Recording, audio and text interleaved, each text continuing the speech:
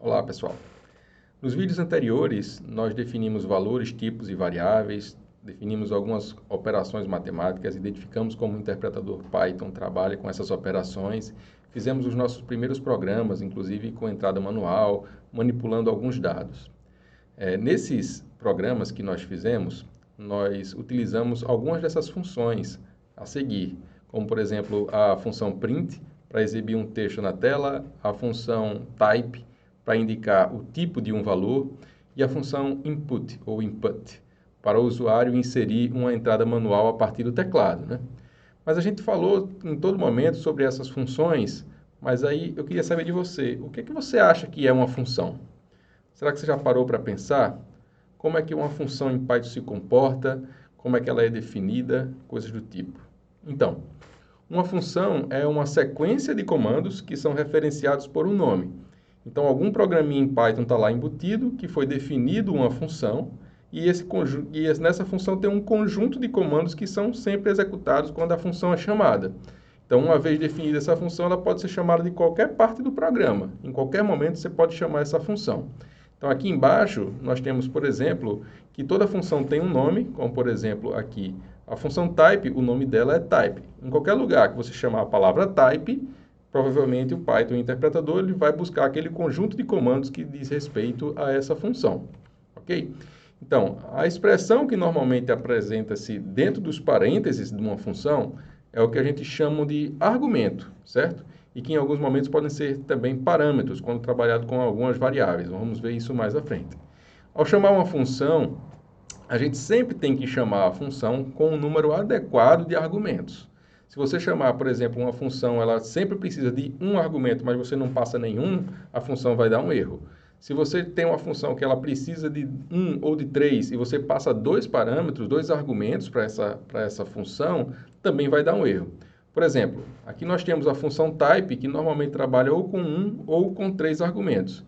Se eu chamar aqui com dois valores apenas, com dois argumentos, chamar a função type com o numeral 1 e o numeral 2 em seguida, separados por vírgula, nós temos um erro aqui, em tempo de execução, mostrando que o type, ele normalmente recebe um ou três argumentos, não dois. Se eu passasse 4, 5, 6, 0, daria um erro parecido como esse. Então, é importante nós sabermos o que é uma função, qual é o nome dela e quantos argumentos ela precisa para poder ser executada, certo?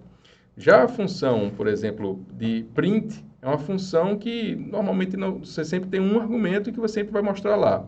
E perceba que as funções, assim como na matemática, elas podem ter um retorno. Por exemplo, lembra que você tinha o f de x. Quanto é o f de x? O valor total dela é um resultado que pode ser identificado como um retorno daquela função. A função print é uma função que não tem retorno. Então, simplesmente ela imprime na tela. Mas uma função que tem retorno, você pode pegar o resultado dela e atribuir a uma variável.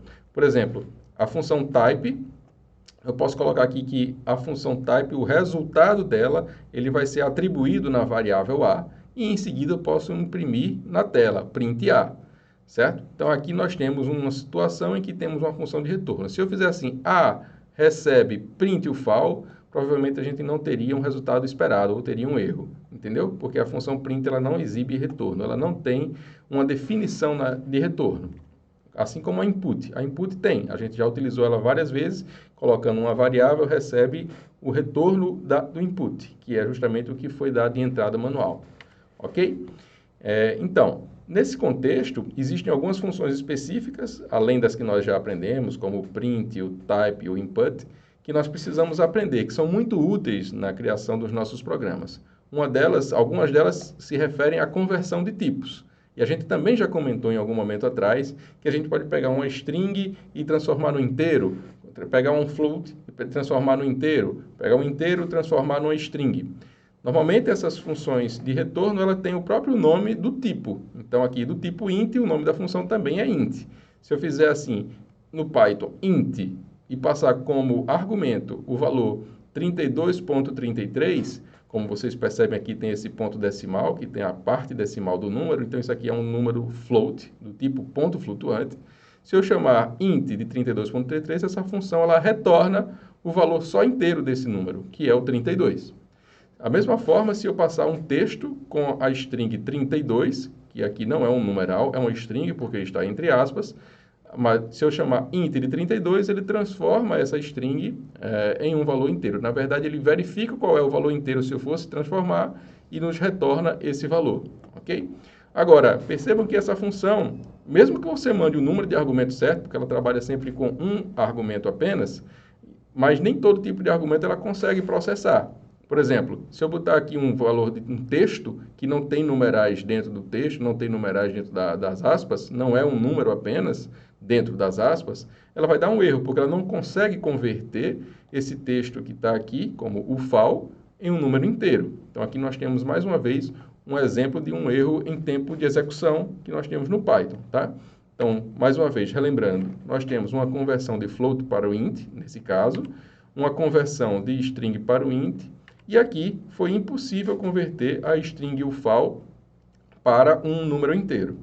Assim como eu tenho a função para transformar qualquer dado de entrada, ou pelo menos tentar transformar qualquer dado indicado no argumento para inteiro, nós também temos as funções para transformar para float, ponto flutuante, e para string, de forma análoga. Então, se nós temos aqui um float de 32, ele vai transformar esse número que é inteiro de 32 para um número ponto flutuante 32.0.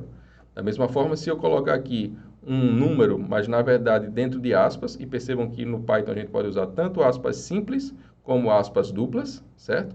Então aqui, esse string também pode ser transformado para float. Está aqui o resultado ao chamar esse comando. E por fim, nós temos também uma string 32 aqui, que na verdade o numeral inteiro 32, ele vai transformar em uma string 32. De forma análoga, se você passar um ponto flutuante como argumento da função string, nós temos aqui como indicar o valor em string desse número de ponto flutuante. Ok? Então, com isso a gente consegue entender o que é uma função, para que ela serve, como é que ela deve ser referenciada, os seus argumentos, e a gente também aprendeu algumas funções de conversão de tipos. Em seguida, nós vamos aprender algumas funções matemáticas mais robustas e vamos trabalhar também na definição de funções. Vamos lá no próximo vídeo.